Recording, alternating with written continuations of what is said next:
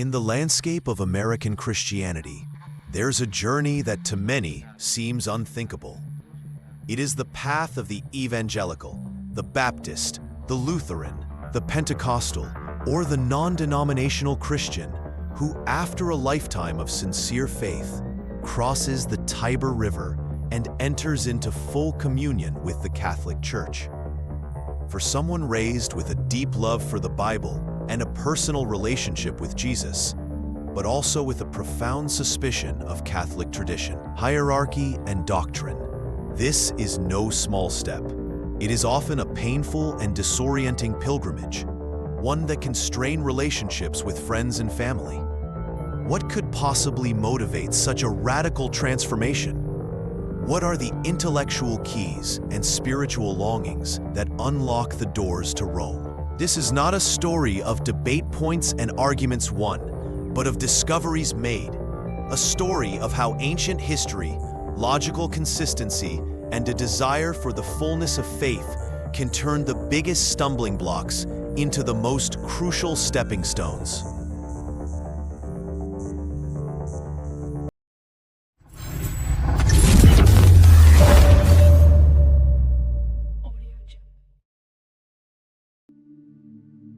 Chapter 1. The Quest for the Historical Church.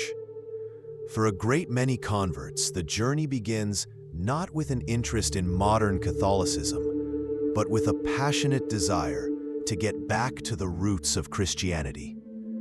Fueled by a love for Scripture, they set out to practice a faith that is authentically biblical, to worship like the first Christians did in the age of the Apostles. The logical next step in this quest is to read the writings of those who came immediately after the Apostles, the students of the Apostles themselves, men like Clement of Rome, Ignatius of Antioch, and Polycarp of Smyrna.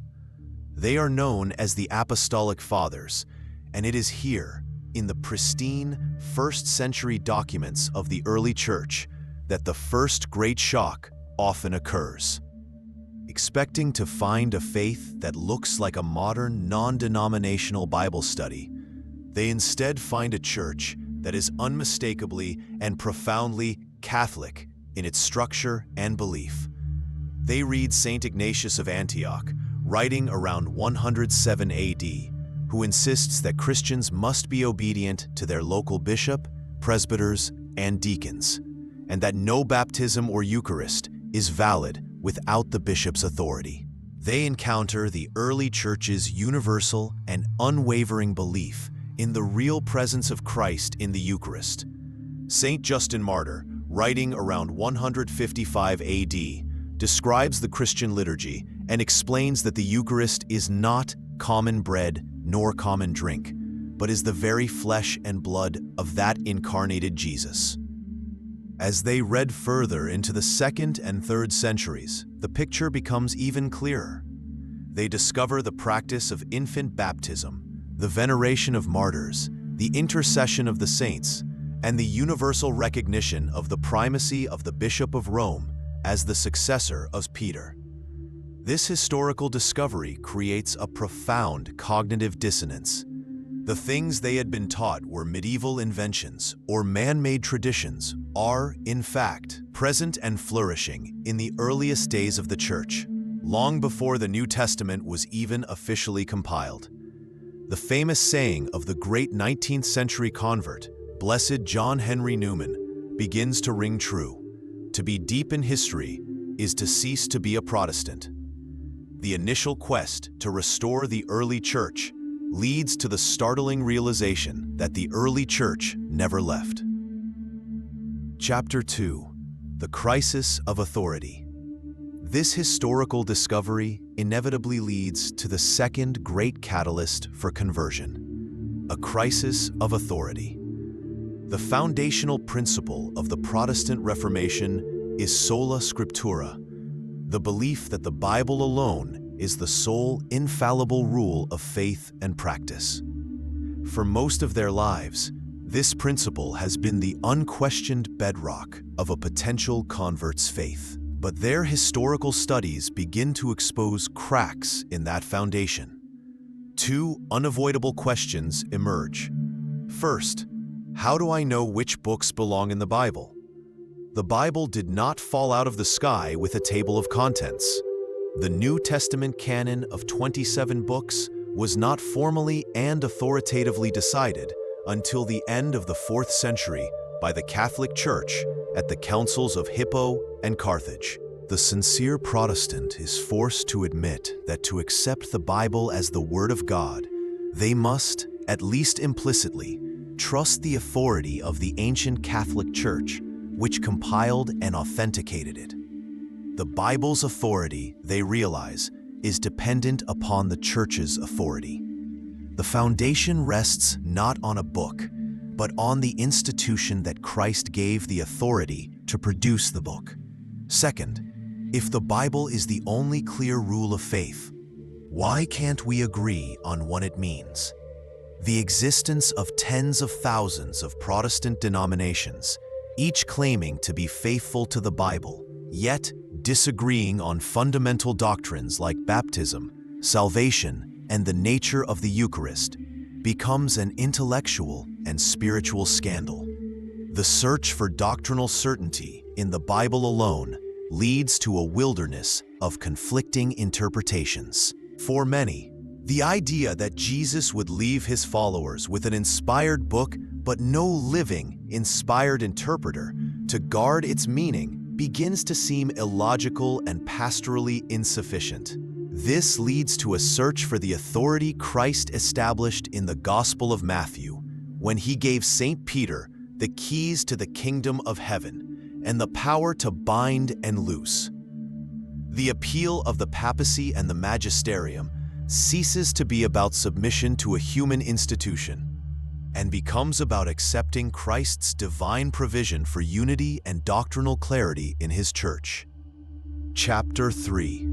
The discovery of both and. Once the historical and authoritative pillars of the Protestant worldview begin to crumble, the intellectual journey often transitions into a joyful discovery of the coherence, depth, and beauty of Catholic theology. Many converts describe this phase not as abandoning what they previously believed, but as seeing it completed and fulfilled in a much larger and more beautiful context. They discover that Catholicism operates on a both-and principle, which feels more holistic and biblically integrated than the either-or framework of the Reformation. For example, they had been taught to believe in Scripture alone.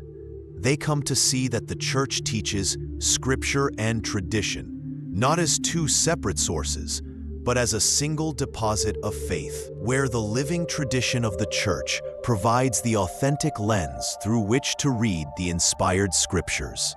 They had believed in faith alone. They discover the Church teaches that we are saved by grace through faith, but that this faith, if it is real, will necessarily be a faith that is active in works of love, as St. James teaches. It is faith and works. They find this both-and dynamic everywhere. It's not just grace or nature, but grace perfecting nature. It's not just the divine Christ or the human Christ, but the fully divine and fully human Christ. It's not just a personal relationship with Jesus or a corporate liturgical faith, but a deeply personal relationship with Jesus that is nourished and expressed within the communal life of his body, the Church. This intellectual harmony, where doctrines that seemed opposed in their former tradition are shown to be two sides of the same coin, presents a powerful vision of the fullness of the faith. It's the sense of finding what C.S. Lewis called the deep magic from the dawn of time, a faith that is intellectually rigorous, historically grounded, and spiritually vast. This intellectual journey, from the ancient Church Fathers to the crisis of authority and the beautiful coherence of Catholic doctrine, often dismantles the primary objections a Protestant has to the faith. It clears the ground. But conversion is more than winning a debate with oneself. It is the movement of the soul towards a new home. For many, Once the mind is open, the heart begins to perceive something it had never noticed before: a beauty, a richness, and a profound, tangible encounter with the divine that goes beyond argumentation and speaks a language of mystery and love. The human person is more than a brain that processes data. We are creatures of heart, soul, and senses. And so, the journey into the Catholic Church, which so often begins with a rigorous intellectual quest for truth, must ultimately be completed by an encounter with beauty and goodness. Once the historical and theological roadblocks have been cleared, the prospective convert often finds themselves standing at the door of a Catholic church, drawn in not by an argument, but by an intuition. They step inside, and for the first time, they begin to experience the faith not just as a set of doctrines to be learned, but as a living reality to be inhabited. Chapter 4: The Encounter with Beauty and Worship. For many Protestants, particularly those from a low church or non-denominational background, the experience of Christian worship is centered on preaching, fellowship, and eliciting a personal, emotional response through music. When they first encounter a traditional Catholic Mass, the experience can be jarring.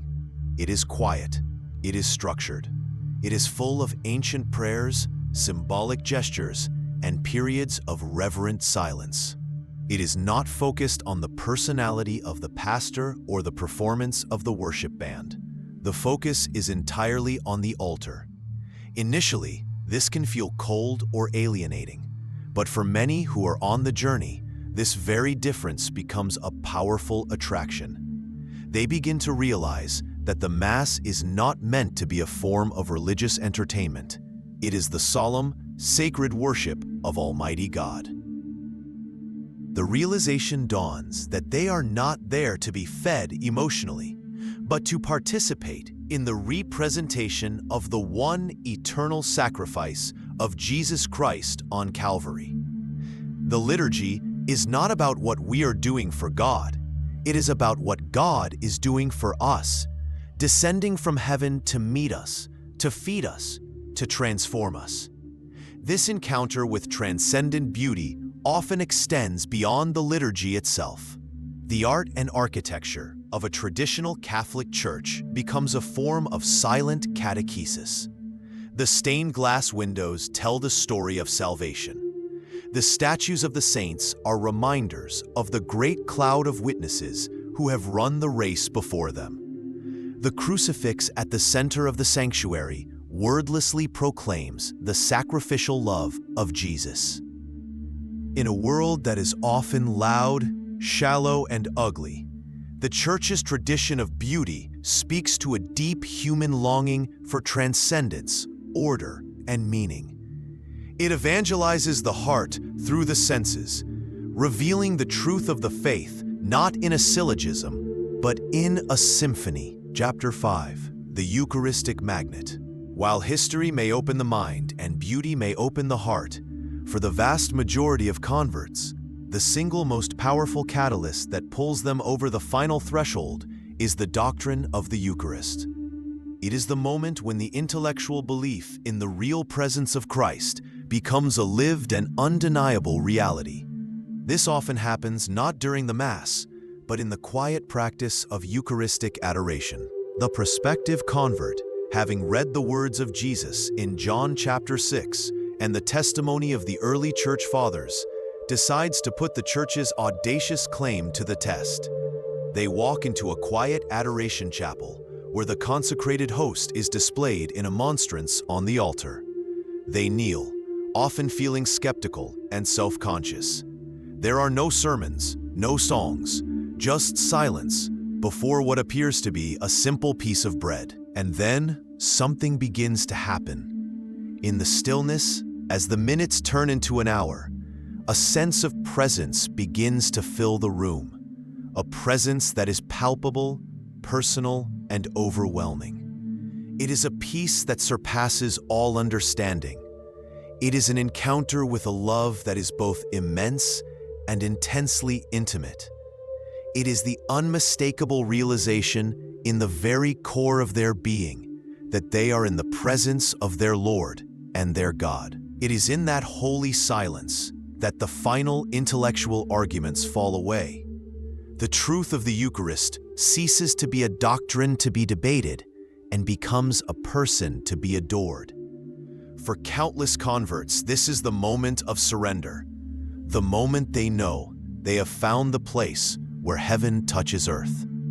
It is the moment they know they have to come home. Chapter 6, The Hospital for Sinners. The final phase of the journey often involves coming to terms with the human, and sometimes deeply flawed, reality of the Church.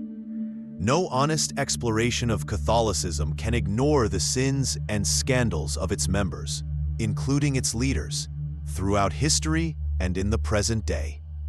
For a Protestant who may have seen the Church's moral failings as proof of its falsehood, this is a significant hurdle. The conversion is complete when their perspective on this reality fundamentally shifts. They come to understand that the Church is not a museum for saints, but a hospital for sinners, and that they too are in need of its medicine. The very fact that the Church has survived for 2 millennia, despite the profound sinfulness of its members, ceases to be an argument against its divine origin and becomes a powerful argument for it. No merely human institution could withstand such corruption from within and such attacks from without. Its endurance is seen as a sign of the Holy Spirit's unfailing protection. This is also where the beauty of the sacrament of reconciliation, or confession, is discovered. What once seemed like a bizarre and unbiblical requirement, confessing sins to a priest, becomes a profound gift. To enter a confessional, name one's sins, and hear the words of Christ spoken through his priest, "I absolve you of your sins," is to experience the mercy of God in a tangible, personal, and psychologically healing way. It is the perfect medicine for the hospital of sinners. This, combined with the discovery of the saints as a cloud of witnesses and the Blessed Virgin Mary as a spiritual mother, completes the picture of the Church not as a cold institution, but as a vast, ancient, and sometimes messy, but always loving family. Final conclusion. So what is it that helps a Protestant convert to Catholicism? The journey is unique for every soul, but the path is well trod. It begins with an honest and courageous search for the historical truth, a quest that leads them from the pages of the Bible to the writings of the early Church Fathers. This historical discovery creates an intellectual crisis, forcing a re-examination of the question of authority, a crisis that is ultimately resolved in the discovery of the living, teaching authority Christ established in his Church. Once the mind is convinced, the heart is opened to the transcendent beauty of Catholic worship and the coherence of its both-and theology. But finally, and most powerfully, the journey is completed by a personal encounter with the living God. It is the overwhelming realization that Jesus Christ is truly, physically, and substantially present in the Holy Eucharist. In the end, conversion is not about abandoning a love for Jesus or the Bible. It is about finding that love fulfilled in the most intimate way possible. It is the journey from knowing about Christ to receiving him in the sacraments. It is the journey from a faith of ideas and books to the incarnate reality of the Church, the home that Christ himself built, with a family of saints to welcome you and a heavenly meal waiting on the table.